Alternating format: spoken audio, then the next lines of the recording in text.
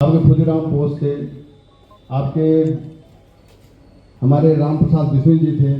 राम प्रसाद बिस्मिल जी को जब उनको फांसी की सजा दी जा रही थी तो उस समय गोरखपुर जेल से उन्होंने अपने माता को एक पत्र लिखा था।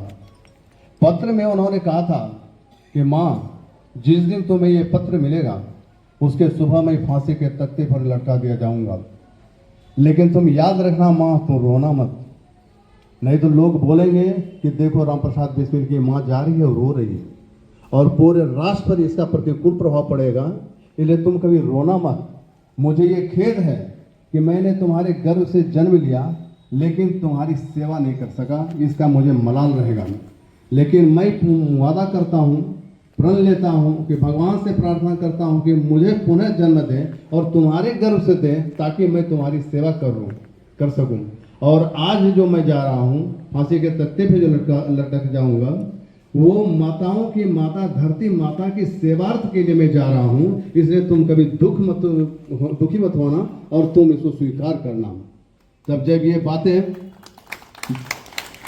बातें उनके माँ तक पहुँची और उन्होंने पढ़ा, देखा, तो वो चली गई जेल के उस द्वार पे जहाँ उनके सबको देना था। जैसे वहाँ गई, फांसी के तख्ते से उतारा गया, उनका सब, उन पार्थिव शरीर जो था उनके माँ को दिया गया। माँ बहुत ही हट्टी कट्टी चौड़ी थी, बहुत मजबूत थी। अपने पुत्र के शव को अपने कंधे पे लेकर चली गई और एक चौराहे पे जाके लिटा दिए तिरंगे पे और कहा, माँ, ये लोगों से उन्होंने अपील किया कि अगर तुम लोगों में जज्बा है और देशभक्ति की भावना है तो आज मेरा बेटा चला गया देश की रक्षा के लिए, अगर तुम में ताकत है तो तुम भी इस तरह करके दिखाओ। इतना बोलना था कि एक राम प्रसाद बिस्मिल का 1000 राम प्रसाद बिस्मिल पैदा हो गए थे उस समय। तो ये जज्बा होना चाहिए हम लोगों में, सब में, क्योंकि उन्होंने अपना त्याग दिया, अपना जान की बाजी दे दी और उसके बाद फिर इस देश को स्वतंत्र किए। तो इस स्वतंत्र को, देश को अक्षुण्ण रखना हम सबों की सामूहिक जिम्मेदारी है। इसलिए हम आप सबों से अपील करेंगे कि इसको बचा के रखें हम लोग, क्योंकि जब हम स्वतंत्र हुए तो दो चीजें आती है, एक राष्ट्रीयता और दूसरा देशभक्ति। अगर आप राष्ट्रीयता आप में है, इसका मतलब है कि आप भारतीयता आप में है और भारत के वासी हैं। और जब भारत के वासी हैं तो आपको ये देखना होगा कि भारत स्वतंत्र रहे और उसकी रक्षा करना हमारी सामूहिक जिम्मेदारी होनी चाहिए। और दूसरे, हमारी देशभक्ति, अगर देशभक्ति है तो देश को जाने नहीं देंगे, क्योंकि हमारे सैनिक जो हमारे बॉर्डर पे रहते हैं, वो जब जाते हैं वो बोल के जाते हैं कि मैं जा रहा हूँ युद्ध भूमि में, लौटूंगा अवश्य, लेकिन लौटूंगा चाहे तो झंडा लहरा के लौटूंगा या झंडे की तिरंगे में लिपट के लौटूंगा, लेकिन लौटूंगा जरूर। सोचिए, राष्ट्र की रक्षा के लिए वो इस तरह से त्याग कर सकता है, तो क्या हम लोग सभी व्यक्ति त्याग नहीं कर सकते हैं? त्याग करने का अलग अलग तरीका होता है। कोई राष्ट्र की रक्षा के लिए त्याग करता है, कोई राष्ट्र की प्रगति के लिए त्याग करता है, कोई राष्ट्र को आगे बढ़ाने के लिए त्याग करता है। त्याग का अलग अलग रूप है।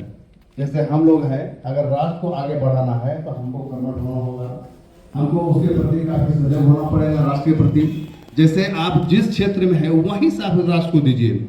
जैसे हम लोग कोल इंडस्ट्री में हैं, कोल इंडस्ट्री को हम लोग जो भी कुछ उत्पादन करते हैं ये हम लोग राष्ट्र के लिए करते हैं, ना कि व्यक्ति के लिए करते हैं। और आप जानते होंगे कि जीडीपी में भारत का जीडीपी में हमारे कोल इंडस्ट्री का जो योगदान है वो 2.5% है। आप सोच सकते हैं कि हमारा योगदान कितना है। पूरे भारत में 100% जीडीपी में उसमें 2.5% केवल हम लोग कोयले का है। और हम लोग अगर ये देते हैं तो ये सोचिए कि राष्ट्र को हम कुछ दे रहे हैं, तो राष्ट्र को दे रहे हैं तो हम लोग को उसी ईमानदारी के साथ काम करनी है और उनको राष्ट्र को सुपुर्द करना है, जिससे आज 2.5 है, कल 3 हो, कल परसों 3.5 हो। ये आपका विश्व में कोयला उत्पादक देश में ये दूसरा स्थान रखता है। पहला चीन का है, तब इसका है, पोलैंड का है, यूएसए का है, ऑस्ट्रेलिया का है, लेकिन अपना स्थान दूसरा आता है। 1 बिलियन टन कोयला हम लोग लास्ट ईयर क्रॉस करके प्रोडक्शन में। आप सोच सकते हैं कि हम लोग सतत प्रयास कर रहे हैं। कोयला उत्पादन में केवल कोयला उत्पादन में लगे हुए व्यक्ति नहीं, उसमें जितने भी व्यक्ति हैं, चाहे वो हमारा सीआईएसएफ के जवान हो, चाहे हमारे रैयत हों, चाहे हमारे ग्रामीण हों, हमारे कर्मचारी हों, हमारे अधिकारी हों, हमारे प्रति सभी जो ये हमारे प्रेस मीडिया के आदमी हैं, हमारे सभी संघ के प्रतिनिधिगण और इनसे जुड़े हुए व्यक्ति, सबों की जिम्मेदारी है और सबों का इसमें लगाव रहता है, तब कुछ हम लोग कर पाते हैं। तो इसी तरह अगर हम लोग अच्छा करते जाएंगे, अच्छा और जाएगा तो राष्ट्र का निर्माण होगा, अच्छा निर्माण होगा।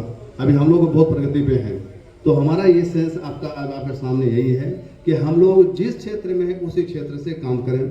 अभी चूंकि यहाँ हम लोग का बरोरा क्षेत्र है, बरोरा क्षेत्र का अभी थोड़ा सा प्रेफरेंस गिरा हुआ है, उसका फिर पिकअप पकड़ लेंगे हम लोग, कोई दिक्कत नहीं है, लेकिन समय का फिर है वो हो जाएगा। जैसे हम लोग को 36,70,000 प्रोडक्शन करना है, लेकिन अभी तक हम लोग मात्र 6,72,000 कर पाए हैं और इसको हम लोग और करना है। डिस्पैच हम लोगों ने 9,84,000 किया है, ये अधिक किए हैं, लेकिन उत्पादन के क्षेत्र में हम लोग को ध्यान देना है। जिस तरह की बरोरा क्षेत्र का हमारे बीसीसीएल के मानचित्र में स्थान है और हम चाहते हैं जिस एरिया 1 है, ये उस क्षेत्र में ही उत्पादन, उत्पादकता और डिस्पैच के क्षेत्र में भी ये नंबर 1 रहे और बीसीसीएल के मानचित्र पर पहला रूप में अंकित हो जाएगा। और ये हम लोग तभी कर सकेंगे जब हम लोग सब मिलकर एक रहेंगे, सब मिलकर एक रहेंगे। हमको किसी से कहीं से कोई शिकवा शिकायत नहीं है, सब व्यक्ति मतलब दिल खोल के करता है, लेकिन परिस्थितियां कुछ ऐसी हो जाती है जो कि हम लोग थोड़ा सा विवश हो जाते हैं, लेकिन उससे भी हम लोग उभरेंगे। सब दिन पतझड़ ही नहीं रहता है, बसंत भी आता है, इस बात को लेकर हम चलते हैं। इसलिए वो पतझड़ खत्म होने वाला है और बसंत आने वाला है और उसमें हम लोग रंगारंग कार्यक्रम भी करेंगे और आप सबों की मदद से होगा। कोई व्यक्तिगत रूप से कोई कार्य नहीं करता। जब भी हम बात करते हैं, हम टीम की बात करते हैं, चाहे हमारा एक्सकेवेशन हो, हमारा माइनिंग हो, हमारा एएनएम हो, सिविल हो, पर्सनल हो, आईटी हो, ये जो भी है सबके मिलन से होता है। तब हम लोग कहते हैं माइनिंग इंडस्ट्री। अगर कोई बोलता है हम माइनिंग है, माइनिंग पर्सन है, ये बोलना हम लोगों की भूल है।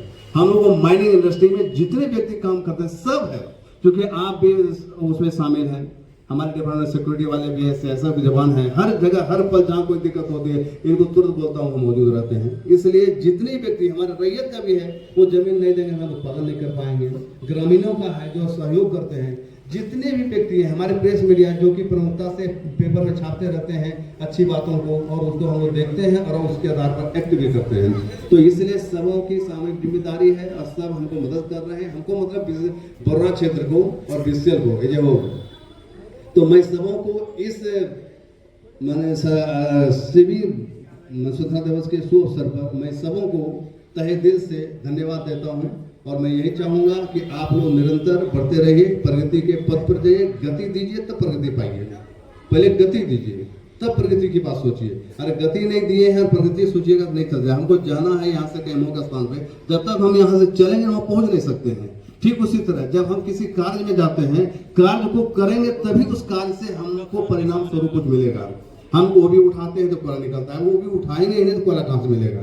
इसीलिए अगर प्रगति चाहते हैं तो उसमें आप गति दीजिए, गति के साथ साथ प्रगति आता है। इसलिए आप सबों से मेरा अपील रहेगा कि एरिया 1 जो है क्षेत्र बरोरा एरिया, इसको बीसीसीएल के मानचित्र में एक रखिए और सलाह एक रखिए ताकि हम शान से बोल सकें और झंडे के नीचे सब प्रण लीजिए कि हम लोग इसको जो टारगेट दिया गया है कंपनी के द्वारा हम लोग अचीव करेंगे। क्या जी हो जाएगा ना? हाँ, थोड़ा बोले में ताजगी नहीं दिख रहा है, थोड़ा उस हिसाब से बोलिए ना, हो जाएगा ना जी? हाँ, आज स्वतंत्रता दिवस है, इसमें हम लोग प्रण लेते हैं, हम लोग करेंगे और दिखाएंगे भी, लोगों के सामने इसको अंकित करेंगे। ठीक है, इसी के साथ सब पुनः सबों को हार्दिक बधाई देता हूँ, शुभकामनाएं देता हूँ। आप लोग निरंतर सब परिवार के साथ स्वस्थ रहिए, स्वच्छ रहिए और गति देकर प्रगति को प्राप्त करते हुए आगे बढ़िए। धन्यवाद।